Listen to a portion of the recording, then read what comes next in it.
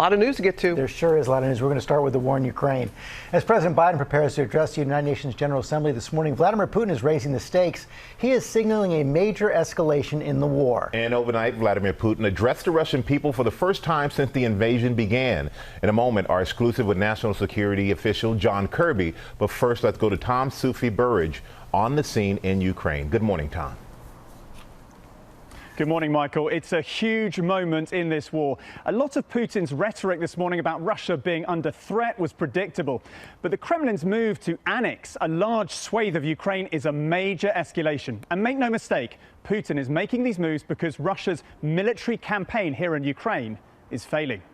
This morning, in a rare TV address on the war in Ukraine, Vladimir Putin appearing to threaten a nuclear strike against the West. Saying those who are trying to blackmail us with nuclear weapons should know that the wind can turn in their direction. Putin adding, this is not a bluff. With Russia sustaining heavy losses on the battlefield, Putin also now bringing in a partial draft.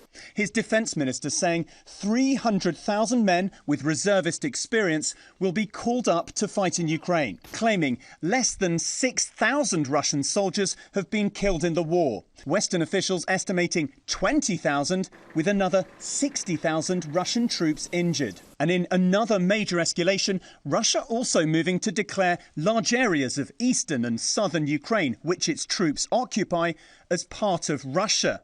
The Kremlin planning to stage referendum votes in those areas later this week. The US rejecting Russia's actions, calling the votes a sham. Putin upping the stakes as Ukrainian forces continue to retake ground. Here, Ukrainian troops marching into a village in Luhansk, showing Russia no longer has full control of that eastern region. And in the same area, incendiary shells raining down on a village recently liberated by Ukrainian forces, according to Ukraine's Ministry of Defense releasing the video. George, by moving to annex a large part of eastern and southern Ukraine, Putin is trying to signal that attacks on those territories will be seen by Moscow as attacks on Russian land. President Zelensky will address the UN General Assembly via video link later, as will President Biden in person. The president expected to deliver a stinging rebuke of Putin's war here in Ukraine. Hi, everyone. George Stephanopoulos here. Thanks for checking out the ABC News YouTube channel. If you'd like to get more videos, show highlights, and watch live event coverage, click on the right over here to subscribe to our channel. And don't forget to download the ABC News app for breaking news alerts. Thanks for watching.